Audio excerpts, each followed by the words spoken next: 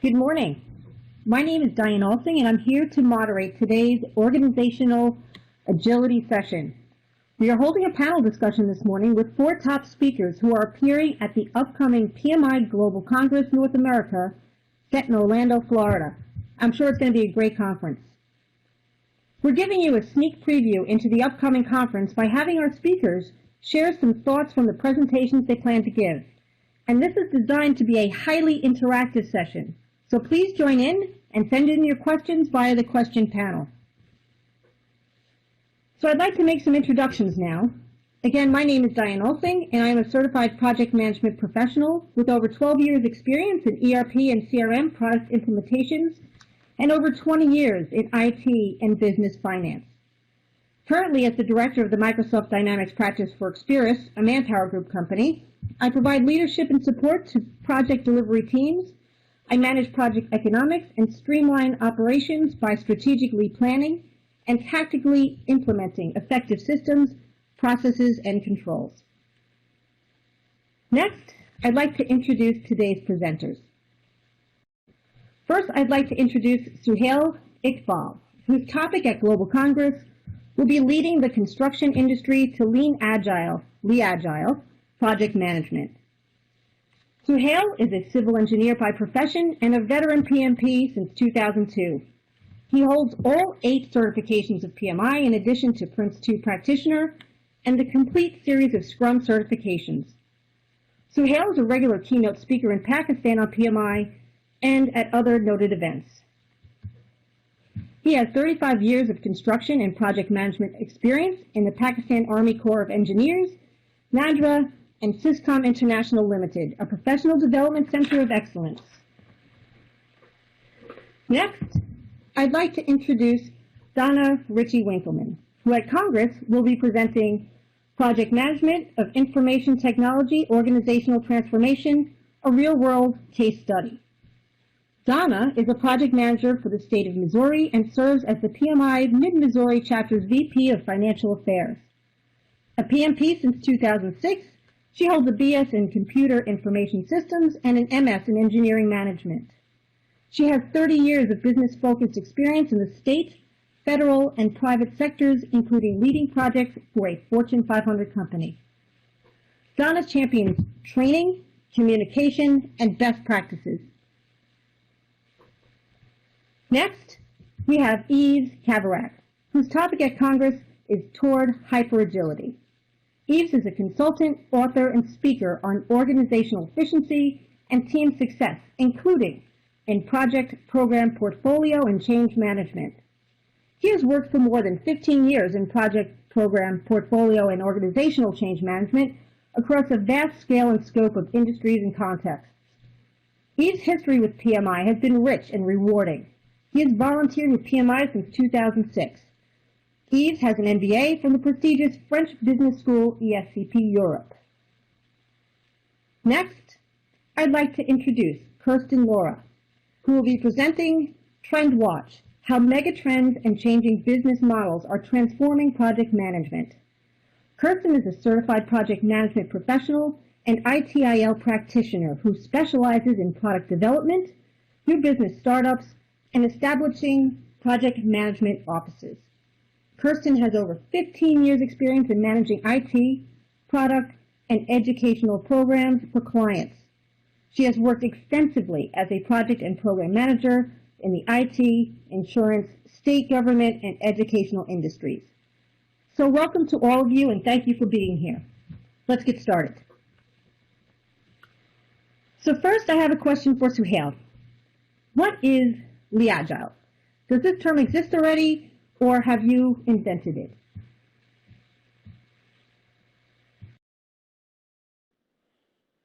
Thank you, Donna. As far as Lean Agile is concerned, Lean Agile is not a conventional term, but yes, I did not invent it. Lean Agile actually is composed of 2 terms. You must be knowing the terms as Lean and Agile. We have got a concept of Lean project management, we have got a concept of Agile project management, and some of the people have already endeavored to combine these 2 terms and Lee Agile has come up with that. Some of the people have also been calling it Agile. So this term has been there already, but for construction industry, this has not been deliberated upon so far. Thank you. Our next question is for Donna. Donna, how important is it for a project manager to adapt to the evolving needs and skill levels of the team? Well, I think what happens for me is that I always get put on projects where the team is learning or else transforming into new roles that they've never been in. So as a servant leader, one of the things as a project manager I try to do is to help the team learn and grow. And a lot of times I found that the teams know the concepts that they're learning, but they know them by a different name. For example, I had a team that was very nervous about using Agile. And when I talked about, we're just going to take tasks and group them together in small groups that the business side could use the functionality really quick, they found that that wasn't intimidating at all, and it tied back to knowledge that they already had. And another thing that I found that's been helpful for the teams is when they're learning new things, to try and have 15 to 30-minute working sessions that are set up and targeted just for that one particular topic.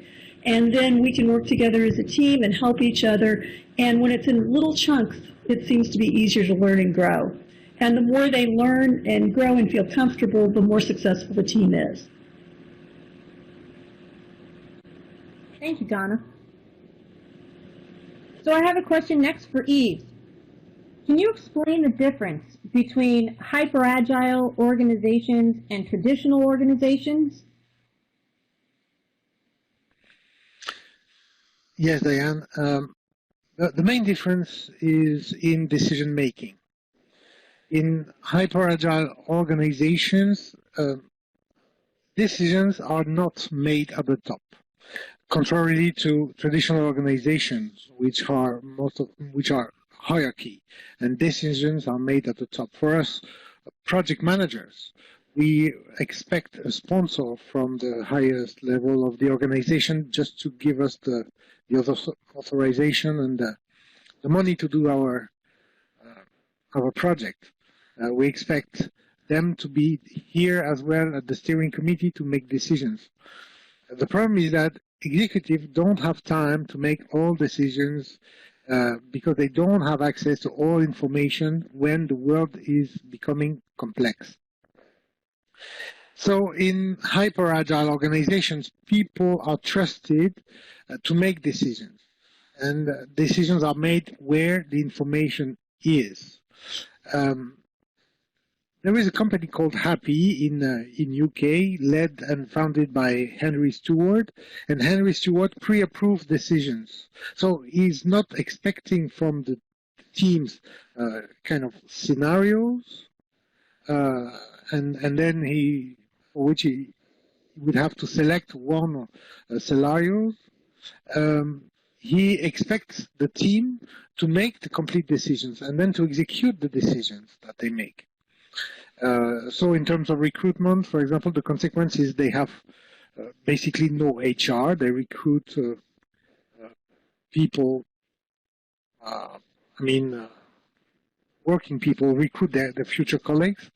Investments are being made by people who do the job as well, even strategic choices. And in hyper-agile organization, basically you have no executive committee. All decisions are made at the bottom. Thank you, Yves. So my next question is for Kirsten. So you're presenting at Congress on megatrends and changing business models. What is the most critical trend right now? Well, there are 6 megatrends out there right now. Digital future, which most of us have heard about with social, mobile, cloud, and analytics. Entrepreneurship rising, the global marketplace, urban world, resourceful planet, and healthcare reimagined.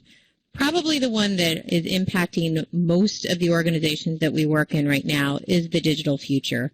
Whether we're looking at cloud technologies or trying to identify how we're going to take our products and services into a social and mobile environment, or we're facing the big data analytics monster and trying to figure out, how do we take all the information that we have about our consumers and turn that into meaningful knowledge for the future.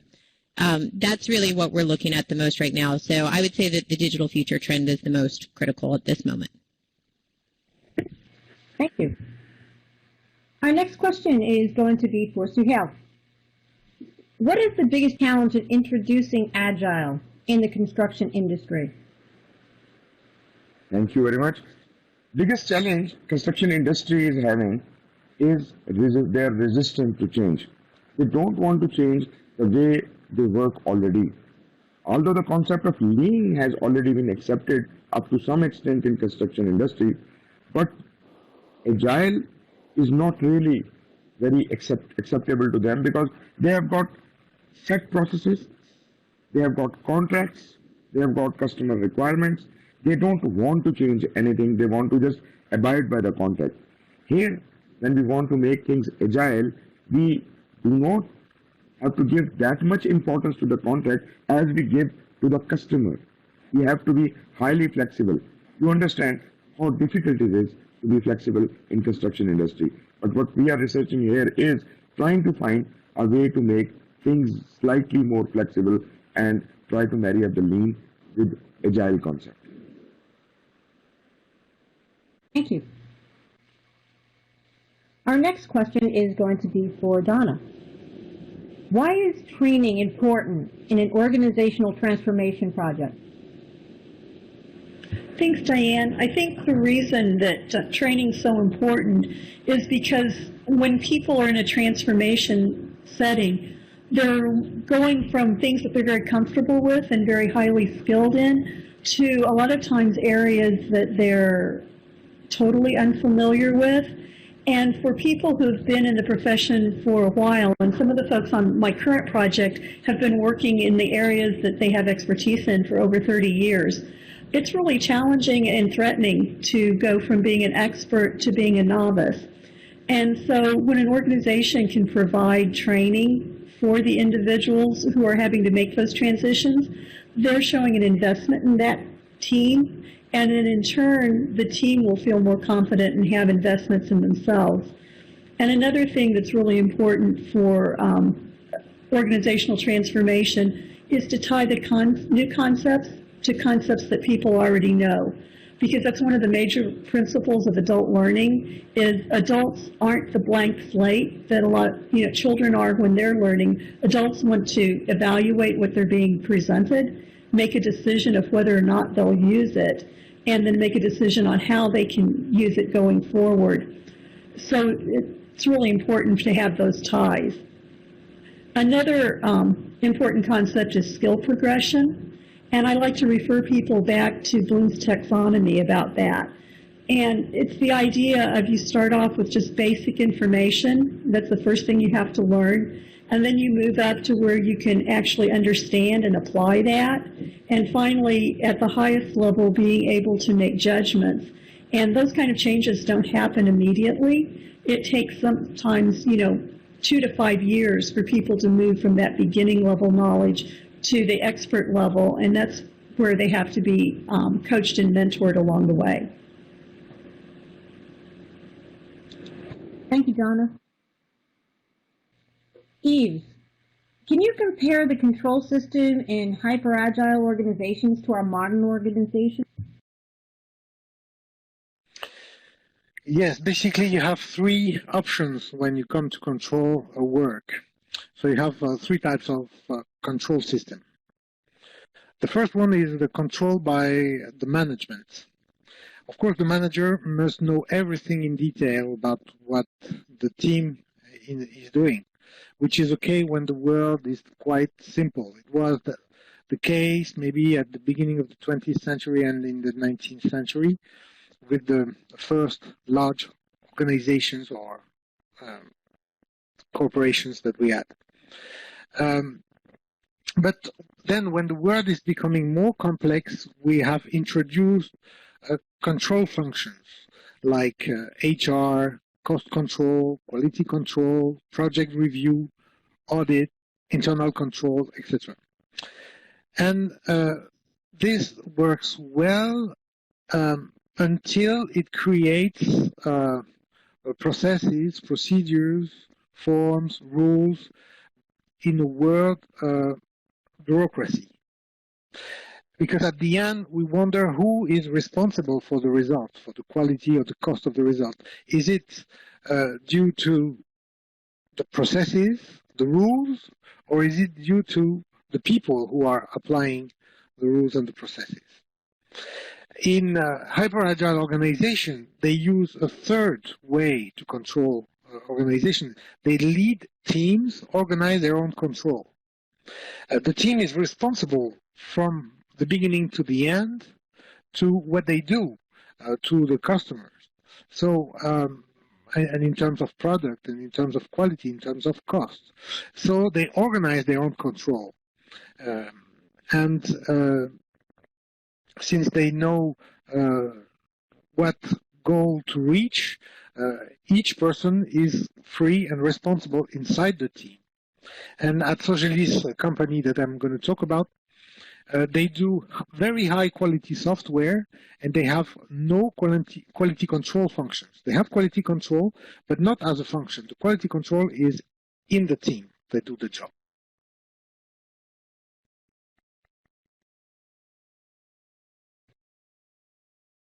Thank you. Kirsten, regarding the trends we were talking about, do the trends relate to each other? They do. It's really hard to separate out one from the other. For example, urban world, that trend is that more and more people are moving into cities. It's projected double-digit growth in cities within the next few decades. And that really puts a stress on the resources and the infrastructure in those cities.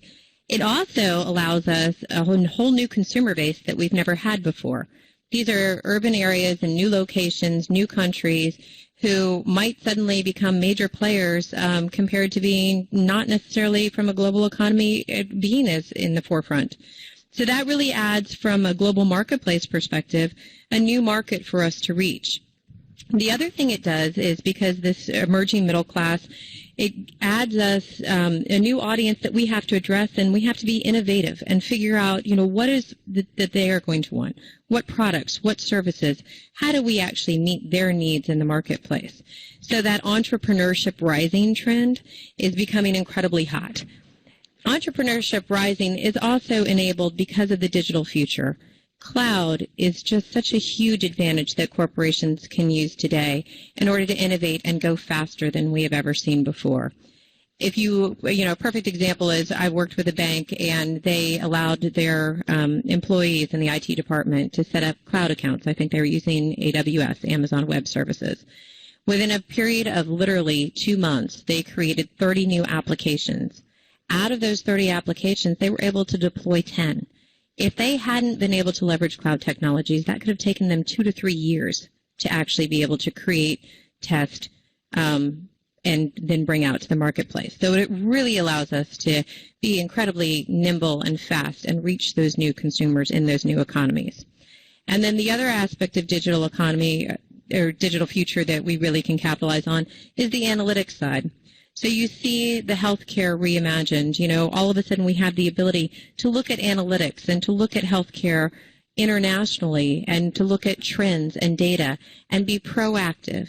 And instead of actually reacting to somebody's symptoms and the conditions that they come in, address trends, address indicators that something might be happening, and give people a way to manage their health care and perhaps reduce their need and reliance on healthcare maintenance.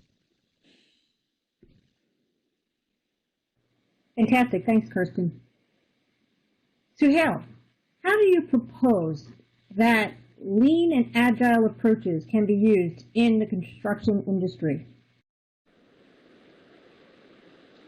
All right. Lean and agile are two completely different approaches. There are certain things in these two approaches which are common, but as such, they both are unique and they are different from each other. Now, my first challenge is to find some parallel between lean and agile. Number two challenge is that I have to marry them up into a lean agile model. And third challenge is the most difficult one, and that is to apply it on the construction industry. Construction industry is one of the most organized and well-established industry, but at the same time where they claim to be so well organized, they still have got a lot of waste, so they need lean. They already have realized that lean is required, so lean construction is going on right now. But they are not ready to accept agility in construction. They simply say agility is not for construction. Now, lean and agile, their relationship could be in many ways. Some of the researchers have found out and they claim that agile can coexist with lean as a part of lean. Some people do not agree with that. They say lean and agile cannot coexist at all. And the third approach could be that they can coexist at an equal footing. So we have to find that how they can coexist. We find a way how to best utilize them together and then find the similarities and differences. If somehow we can marry them up together, we can have best of both the worlds. That is exactly what is required.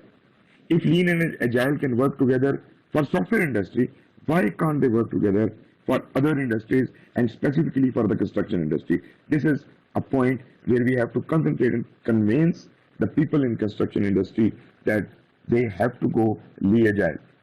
So I would be discussing those details in my presentation there, but this is the snapshot of that. Thank you. And back to Donna. So how do you plan to continue to use the tools as the project progresses? Well, the next task that we have on the project, excuse me, is actually doing the logistics for the training that's going to be provided. We have over 50 people that are going to be trained to implement the new system that we have coming in that's being implemented by a system integrator, and they're going to be teaching 12 courses. So it's going to be, figuring out how to get those people into divided into the groups they need to be, get PCs available, get the training rooms available. We're planning to record the sessions.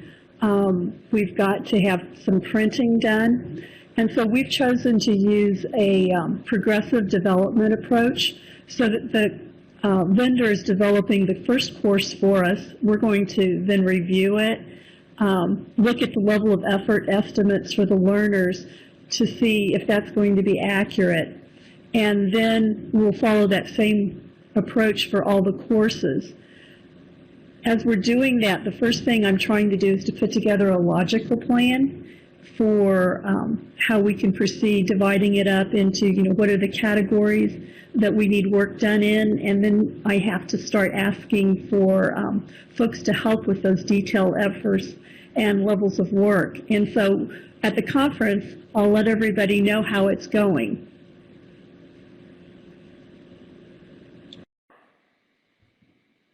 Thank you, Donna. Now I have a question for Yves. Can you explain why employees are more engaged in hyper-agile organizations? Yes, Dan.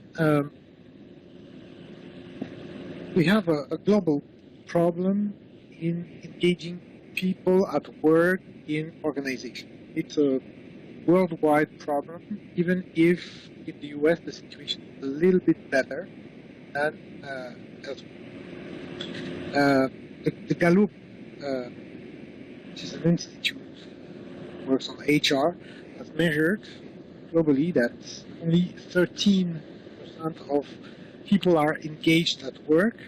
When they say engaged, they mean that the people work with passion and feel a profound connection to their company. And 63% of people are not engaged, which means that they are essentially checked out. They're sleepwalking through their workday, putting time and but not energy and passion into their work. And 24% of people are actively disengaged. And it's quite understandable if we accept that in traditional organizations, we are given detailed instructions whether from the management, whether from the processes, procedures, and other rules. But if I ask you the following question, when did you work at your best in your career? Was it when you were given detailed instruction to do the job? Or was it when you were given freedom and you were trusted to do your job your way and, of course, be responsible for the result of the job? Well, probably most of you will select the second option, which is they prefer to be given freedom to do their job. They prefer to be set responsible for what they do.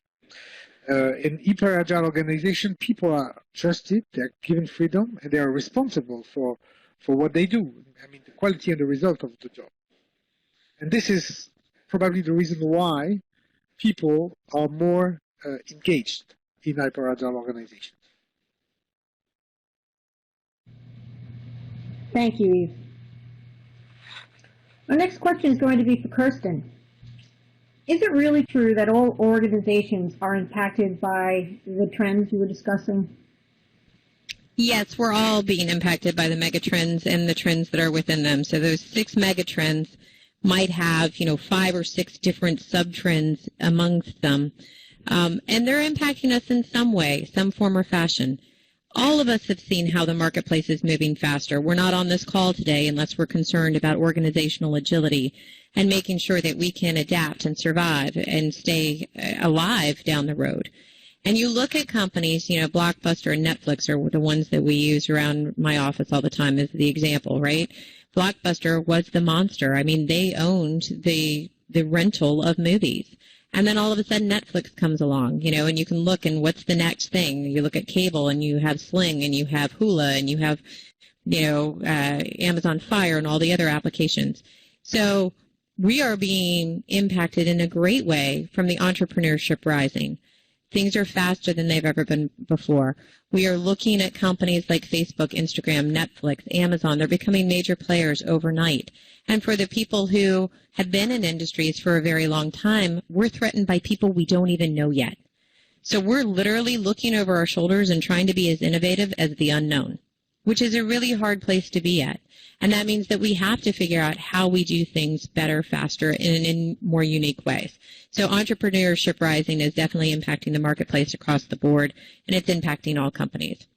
The digital future capacity to innovate and move fast with cloud, to look at information and data and make smarter decisions with analytics, to have new market approaches through social and mobile, that impacts the companies, whether they're small, medium-sized, or large size. I have friends that own their own business, and they do no traditional marketing. Everything that they do is through digital campaigns, Facebook, web pages, email, things like that. So, it's really changing how we can address our audiences. Companies now have global marketplaces that we can play in, and with the rising middle classes in these new urban areas, we've got new consumers, new money that we can go after. That's huge.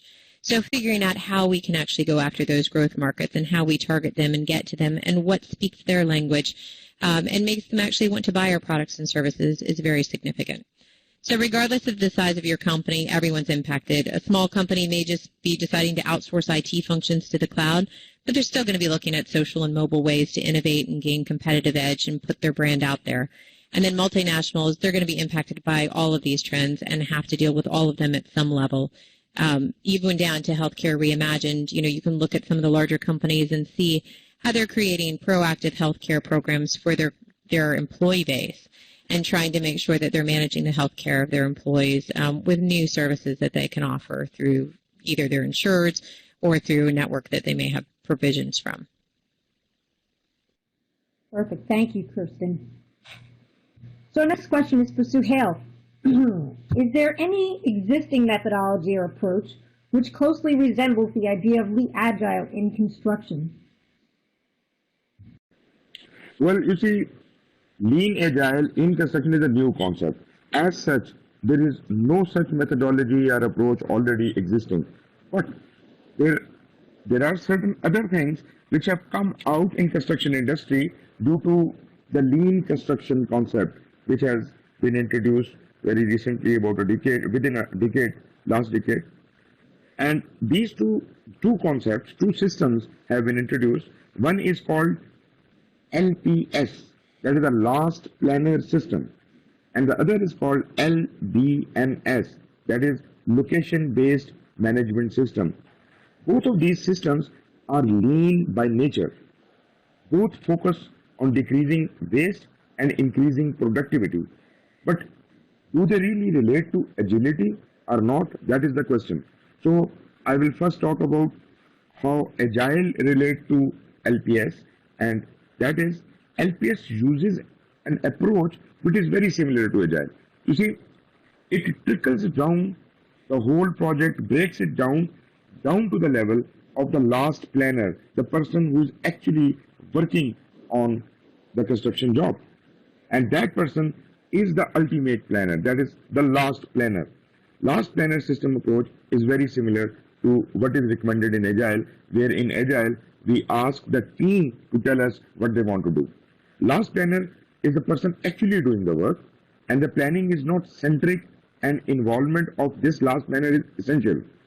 This makes the planning a collaborative effort, and a better commitments are achieved.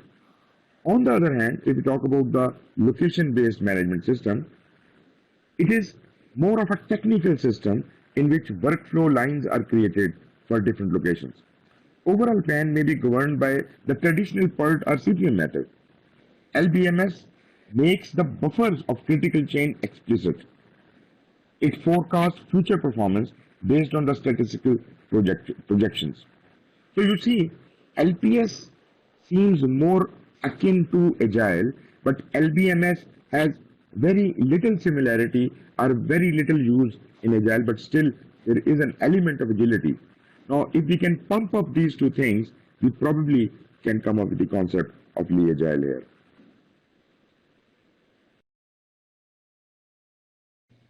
Thank you, Suhail. My next question is going to be for Donna. Can you provide more detail about mentoring? Certainly. The basis for mentoring is really just helping people learn about the culture that they're working in and developing new skills. And so it's one of the most important parts of that is the aspect of listening to what people that are being mentored are saying. A lot of times what the people really need is just to be heard and encouraged, and they already have those answers. But the other important thing that a mentor can do is to offer other perspectives, especially when the mentor is not actively involved in the same topic or project that the person being mentored is. The mentor also can help the mentoree break the things that they're working on down from large, complex tasks and problems into manageable chunks, because usually the person doing the mentoring has more experience than the person who's being mentored. Another important thing that the mentor does is help people understand the politics of the organization and the project that they're working on. Because so often the challenges that the people are facing aren't necessarily really technical challenges, but they're challenges about business decisions or the politics of, who's getting along with who right now, or who currently holds the power in the organization.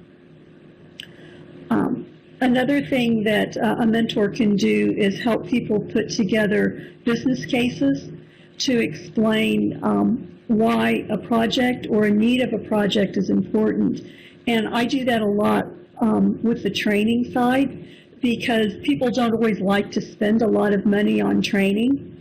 But if they don't, the product that they get in the end may not be anywhere near as good as what they need. So part of what I do is spend time working with our training coordinator and helping him make the business case of why it makes sense to spend money on training or different ways to provide that training. And then the other thing mentors can do, and especially, this is important with project managers, is get people to explore options, because there's usually not just one way to approach a problem or to solve it. And then finally, the thing that a mentor does is expose people to new concepts, new ideas and ways of doing things, and then being an advocate for those people that they're mentoring, because sometimes people are doing a great job, but they're not necessarily comfortable speaking up for themselves.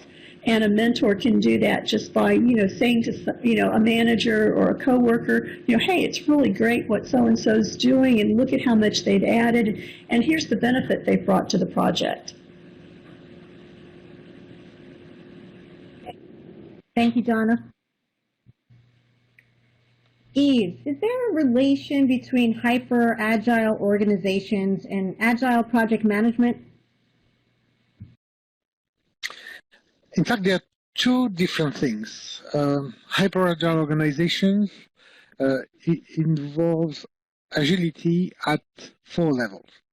The first level is strategic agility, which is the ability to stay in the game until being able to size an opportunity on the market, just like a predator waiting for its prey, which is not obvious because the board of directors can put pressure under the CEO so that they make an investment, or maybe a risky investment. The second level is portfolio agility, which is the ability to shift resources from low potential businesses to high potential ones. The third level is the operational agility, which is the ability to size revenue enhancing and cost cutting opportunities faster and more efficiently than competitors.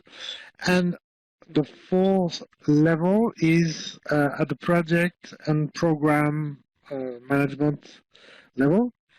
In fact,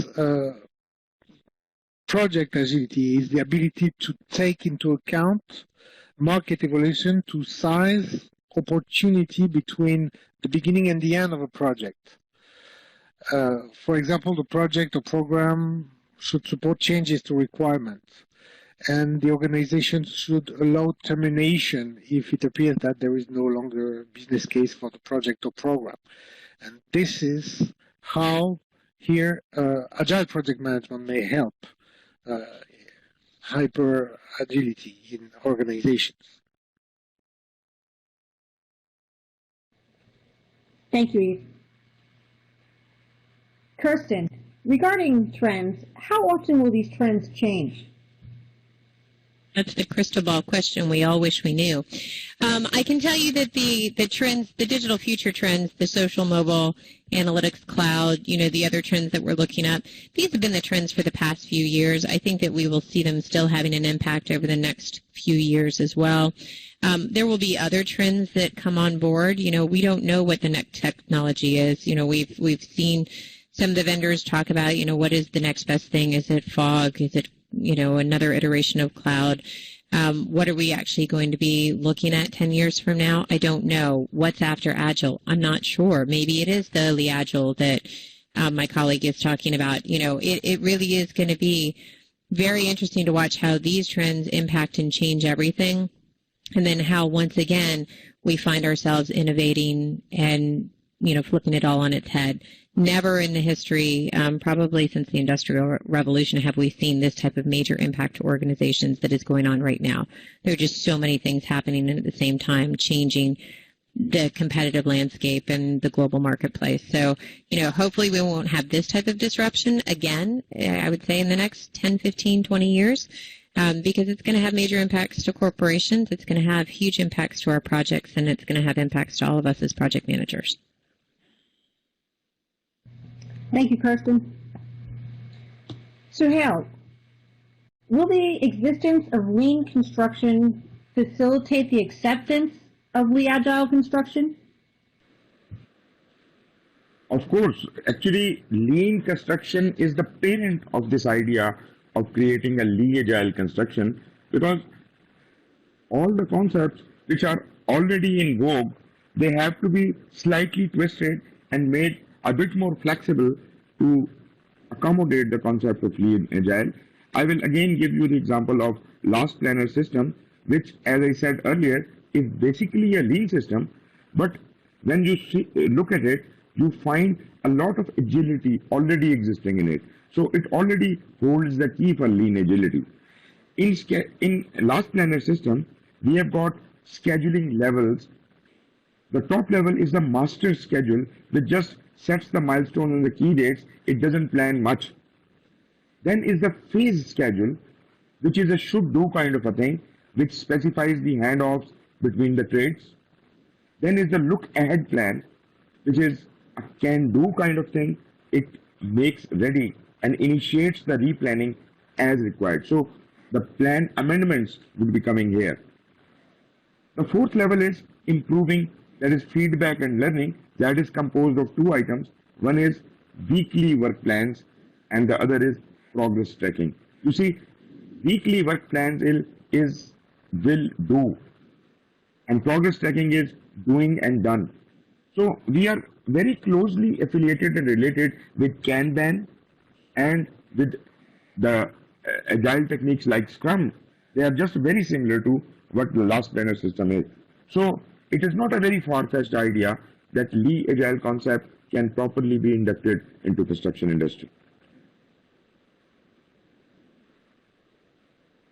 Thank you, Suhail. My next question is going to be for Donna. Why is graphical presentation of information an important tool for project managers? Well, most people take in information visually and not in the form of just large amounts of text. Project managers can often get better results when they summarize large amounts of information into graphs or bar charts or other visual representations that allow people to quickly look at, understand, and make decisions about the information. And I know project managers are frequently having to ask for additional resources for time changes, to report out project statuses, and give information about what will happen if we make a certain change or adjustment. And most people just don't have the time to read a long document and then try to determine what's important and what to focus on. So in the session during the conference, one of the things I'll do is walk folks through an exercise that really emphasizes and illustrates that point. For example, I took a graph to a manager, combined 3 different groups of information together because I needed them to be aware of some situations and to make a decision. You can tell that I don't work in a hyper-agile environment. And I was able to get an answer from that manager in less than a minute because he could graphically see that there were overlaps that he was concerned about and where the lengths of time that we had he felt were too short. Thank you, Donna. Yves, can you give us an example of an existing hyper-agile company?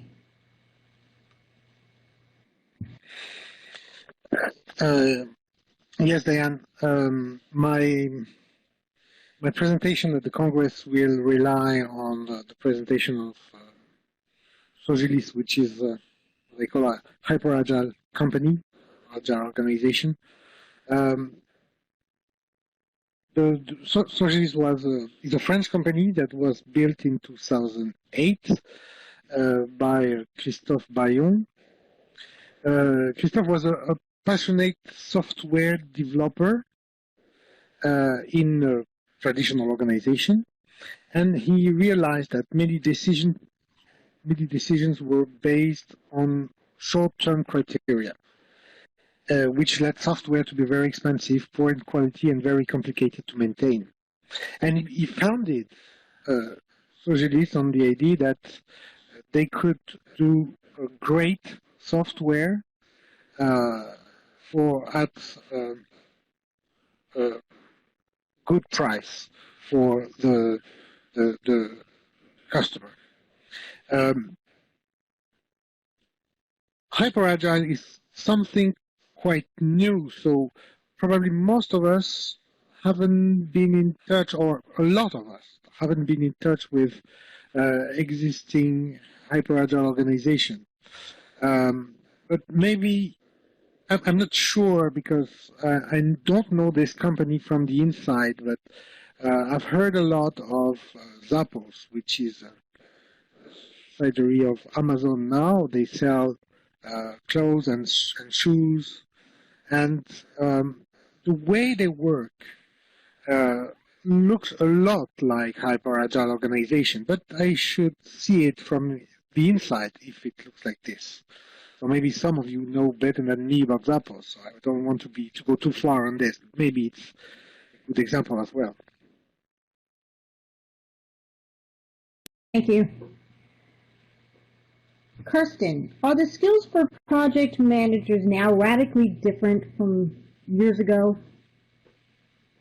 I don't know if I would call them radically different. I think, communication, organization, really understanding what needs to get accomplished to meet our stakeholder goals and objectives, that's still the same. I would say that our ability to handle a more fluid environment, and I mean that in a couple ways, has probably increased. So this is the first time that we see 4 different generations in the workplace. So we have radically different types of people that we have to work with on project teams, and they might have different communication expectations. So when Donna's talking about, that visual learner and making sure that you're communicating with them, that may be very true, certainly for some of the millennials. I need it fast, I need it quick, I'm going to make a fast decision. And I know exactly how, I'm accustomed to short microbursts. That's what I've been trained from my education background and history to be able to consume, and how I respond well to it. If you look for someone who's a Generation X, Generation Y, baby boomer type thing, that's not necessarily going to be the same. So, maybe some of them are visual, maybe some of them are going to need, more face-to-face meetings, but we're going to have to be very fluid and agile about how we approach things. I think we're also finding that change is happening more than ever before. So that whole entrepreneurship rising that is pushing organizations to innovate and be creative and to look over their shoulder at what they don't know and try and make sure that they're prepared to stay ahead of the marketplace.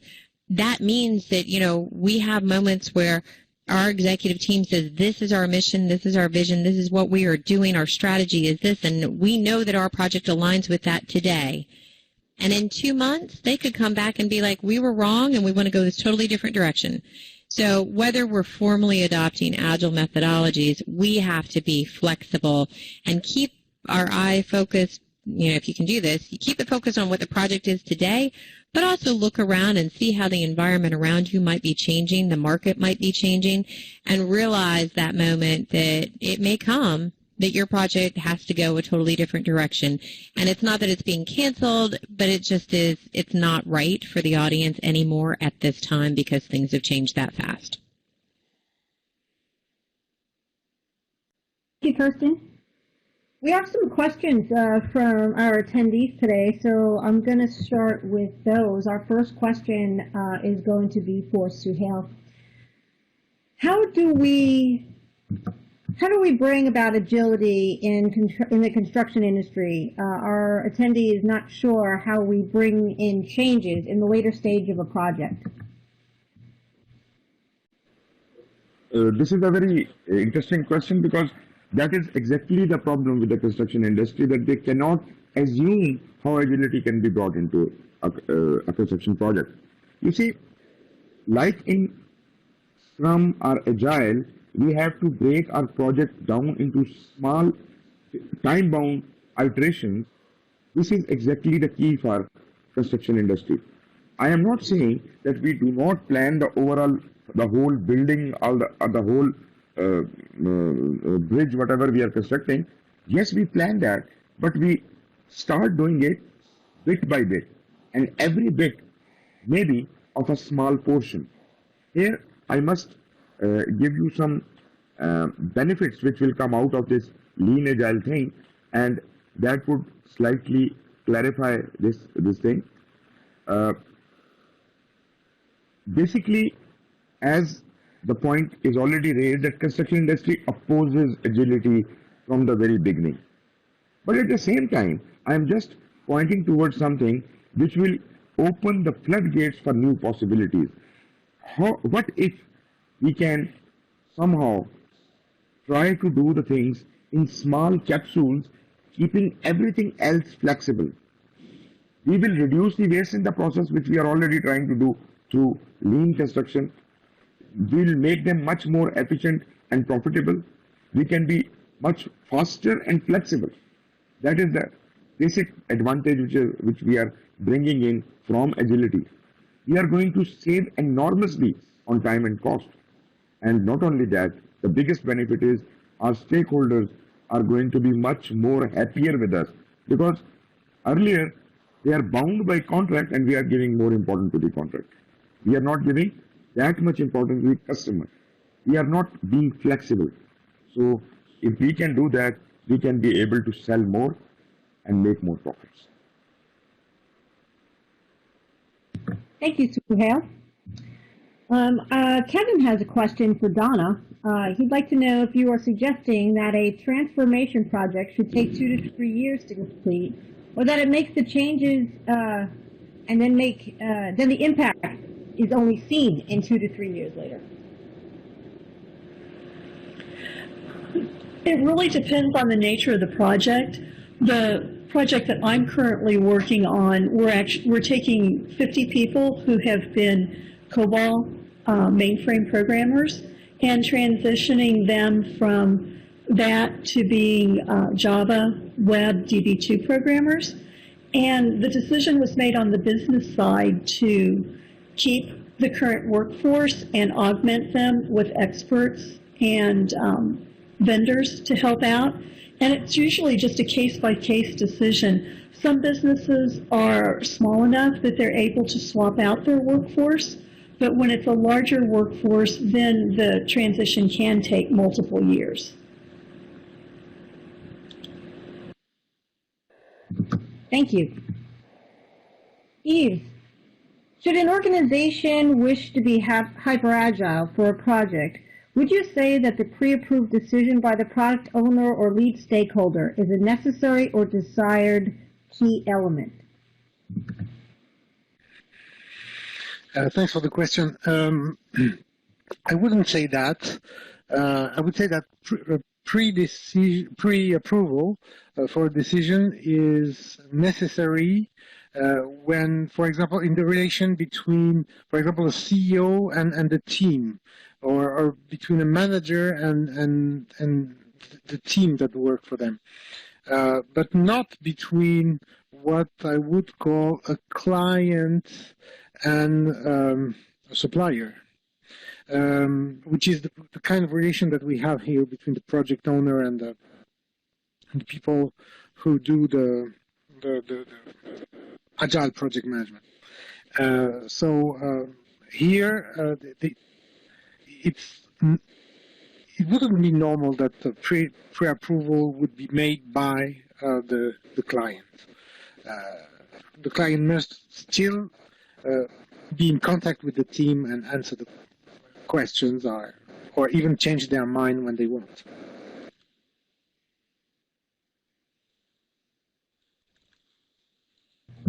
Thank you. Next question is going to be for Kirsten. Can you repeat what those 6 megatrends were?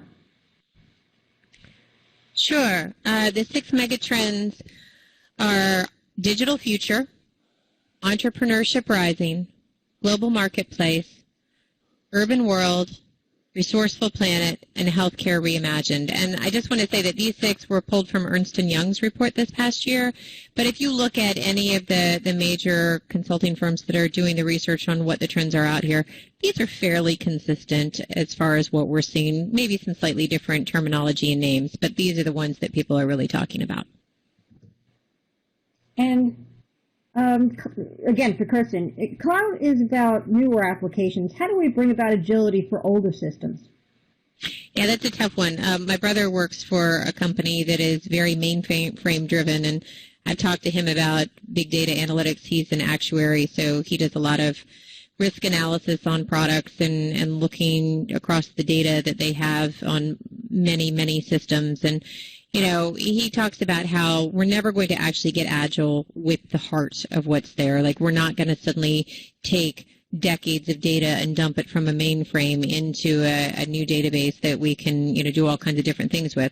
So what he has to do is innovate on top of that. He has to look for ways that he can extract the information and create innovative technologies that allow them to leverage some of the cloud, the social mobile, the analytics, you know, the things that are in the digital future, and figure out how do we capitalize on this, realizing that, you know, we're going to have to still have people who can operate the mainframe. We're going to still have to have, I mean, you know, Donna referenced to COBOL programs. We're still going to have folks that know COBOL even in 20 years, 30 years, right? So we're migrating away to some extent, but there's still places that are going to have people who can do those technologies. We just have to figure out how to make that part of the ecosystem so we can address the market needs. So I think some of the most innovative applications you're seeing out there in the marketplace today are in, you know, credit card companies. You're looking at insurance companies. You're looking at banks. They are doing great work from an innovation perspective, but all of that innovation is outside of their mainframe. So the mainframe is still where all the data is stored in the back end and what's really driving the heart of the company. It's just everything else is the layers on top of it. Thank you. Our next question is going to be for Donna. Oh, this is always a big question we all run across, right? As it relates to training in projects, most companies are reluctant to provide the training, maybe for a number of reasons. Have you had to deal with this experience, and how have you dealt with it? Well, I think we deal with that on almost every project because it's, you know, it's a business decision of where do we spend the money and where do we spend the time. And, you know, that's hard a lot of times to balance, but the main thing is to sit back and to make a business case. I try to look at it from the standpoint of if I spend, you know, $1,000 on training 4 people, what will be the impact to the project, and can I show that there's going to actually be increased productivity, possibly increased motivation. Maybe I have the best business case I can make is to show that we need a specific skill set.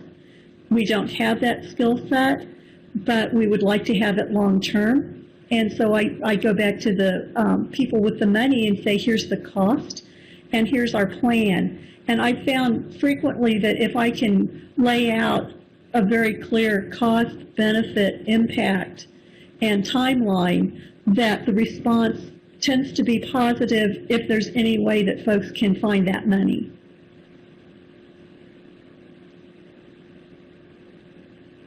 Thank you. And one last question we have here. This one's going to be for Kirsten.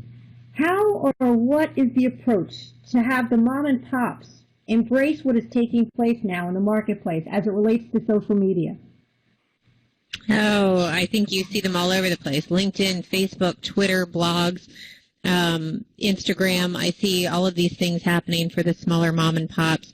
You know, really capitalizing on social media. You know, some of the best things that I see are using change agents. So I live in Cary, North Carolina, and we have a very active moms board on Facebook, and it's a group of moms who basically have kids at any age, and they come together and they ask questions. And most of the time our questions are kid-related. But if we need somebody who can help us with a service, or we're changing cell phone plans, or we're doing anything like this, these thousands of strangers who I have never met before become my trusted source to find out who I should go and talk to about this type of service or this need that I have. So I notice, and I'm one of these for a couple companies, you know, I notice companies, smaller mom and pop shops, who are basically getting people who are change agents, advocates on their part, who are going into those communities and filtering them, and who are acting on their behalf, who are saying, hey, I love this resource. You should go and try it. It's fantastic. I love this class that I took. I love this person who came and washed my windows last week, whatever it might be. So, those are all ways that you can look at it that are lower cost sometimes, because you're working through individuals that you might know. You're working through people who have used your products before, but you're really leveraging the society that's out there today who are looking at things like Yelp, and they're looking at the social media, and they're trying to figure out, what is really going on with this.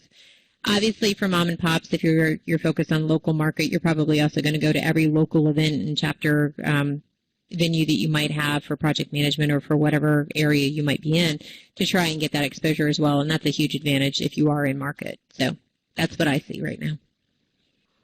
Thank you so much. I'd like to thank our attendees for joining us today, and thank our presenters, Suhail, Donna, Yves, and Kirsten. We hope you enjoyed today's webinar.